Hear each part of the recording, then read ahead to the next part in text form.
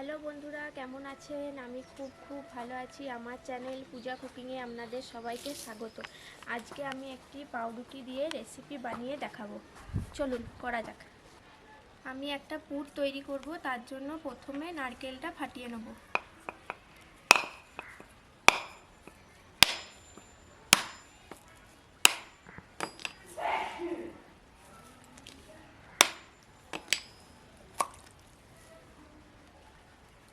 এখন আমি নারকেলটা ভালোভাবে কুড়িয়ে নেব। এই নারকেল কুড়াটা দিয়ে কুড়লে আমার খুব সুবিধা হয় আর তাড়াতাড়িও হয়েও যায়।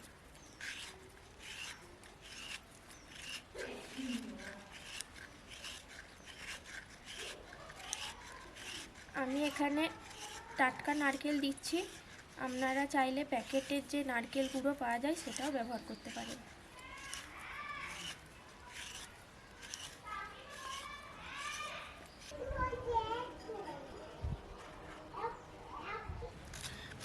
বন্ধুরা, নারকেল কোড়া আমার হয়ে গেছে। এখন আমি এটা সরিয়ে দেবো। এবার একটা পাত্রের মধ্যে দুধটা ঢেলে নেব। এটাতে আমার দুধ লাগবে, ওই জন্য দুধটা ঢেলে নিচ্ছি।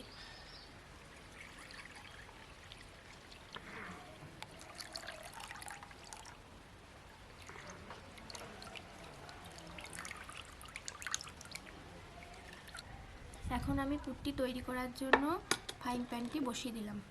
আপনারা চাইলে এখানে তেল বা ঘি যেটা হোক একটা ব্যবহার করতে পারেন, কিন্তু আমি দিচ্ছি না।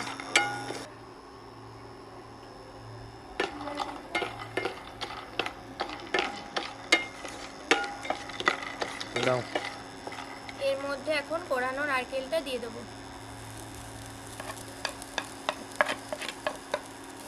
নিয়ে একটু ভালোভাবে নাড়াচাড়া করে নেব।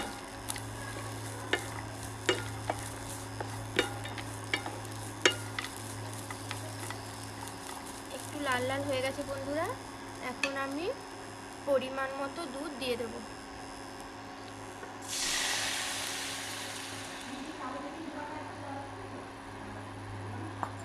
নিয়ে আরও একবার ভালোভাবে নাড়াচাড়া করে নেব।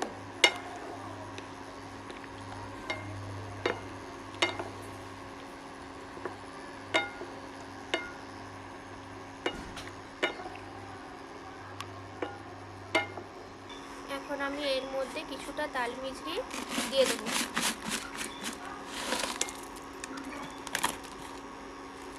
নিয়ে আরও একবার ভালোভাবে নাড়িয়ে নেব।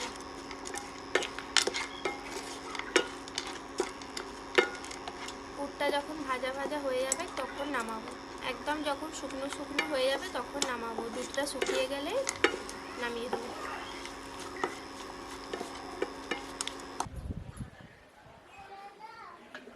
বন্ধুরা, এটা আমার ভাজা ভাজা হয়ে গেছে। এখন আমি একটা পাত্রে নামিয়ে নেব।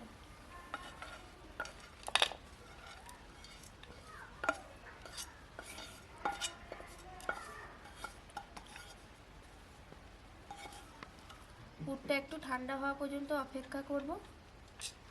পুরটা আমার ঠান্ডা হয়ে গেছে। এখন আমি একটা মিক্সির বাটিতে এটা ঢেলে নিচ্ছি। ঢেলে বেটে নিয়ে আসবো। আপনারা আরেকটা ভাবেও করতে পারবেন। দুধটা দেওয়ার আগেই শুকনো ভেজে পরে গুঁড়িয়ে নিলেও হবে। আমি দুধ দিয়ে একদম ফুটিয়ে ভাজা ভাজা করে এটা মিক্সড করে আনছি। বাটা আমার হয়ে গেছে বন্ধুরা। এখন আমি এটা একটা পাত্রে ঢেলে নেব।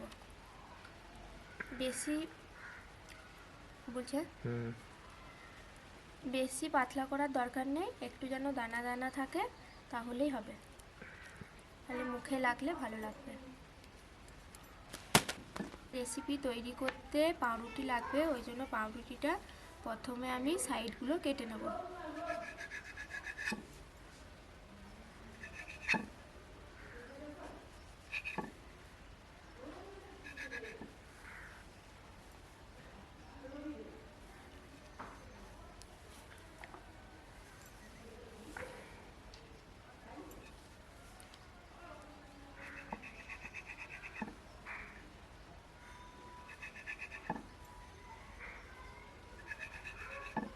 পাউরুটি আমার কাটা হয়ে গেছে। এখন আমি ভেতরে পুর দিয়ে তৈরি করে নিচ্ছি। এইভাবে ভেতরে একটু করে পুর দিবেন আর এইভাবে উল্টে দেবেন যাতে পুরটা না বাইরের দিকে বেরিয়ে আসে।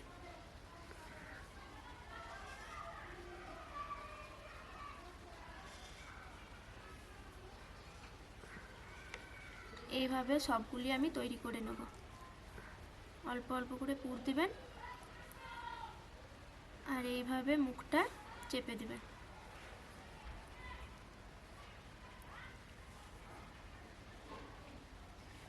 এটা দেখতেও যেমন সুন্দর বন্ধুরা, খেতেও অসাধারণ।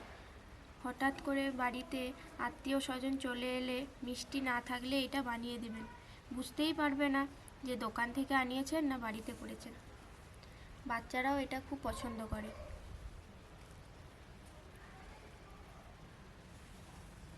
সবগুলো আমার তৈরি হয়ে গেছে, এখন আমি সাইডে সরিয়ে রেখে দেবো। আমি এটা যেহেতু দুধের শিরার মধ্যে ডুবাবো, ওই জন্য প্যানে দুধ দিয়ে দেবো।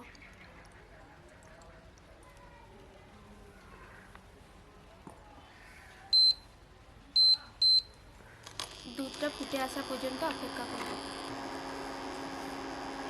দুধটা আমার ফুটে গেছে, এর মধ্যে এখন একটু তাল মিছরি দিয়ে দেবো। আপনারা এখানে চিনিও ব্যবহার করতে পারেন অথবা গুড়ও দিতে পারেন। আমি তাল মিছরি দিলাম, নিয়ে ভালোভাবে একটু নাড়িয়ে নেব।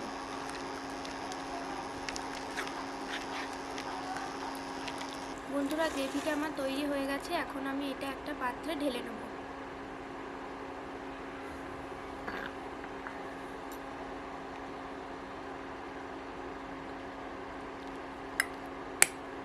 পুর ভরা পাউরুটিগুলো ভাজার জন্য কড়াই একটু তেল দিয়ে দিলাম। একে একে আমি তেলের মধ্যে দিয়ে দেবো। আমি শ্যালো ফ্রাই করছি, আপনারা চাইলে ডিপ ফ্রাইও করতে পারেন। এক পিঠ আমার হয়ে গেছে, অপর পিঠটা এখন আমি উল্টে দেবো।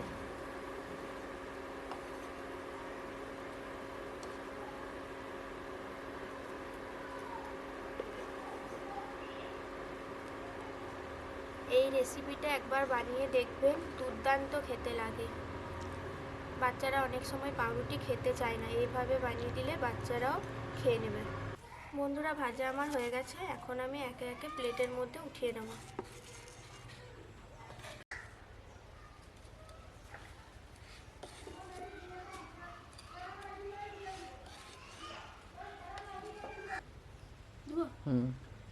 এর মধ্যে এখন তৈরি করে রাখা গ্রেভিটা দিয়ে দেবো।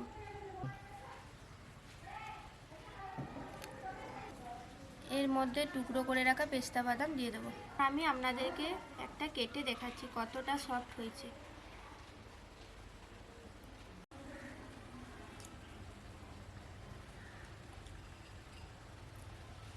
এতটাই সফট, মুখে দিলেই মিলে যাচ্ছে, দারুণ।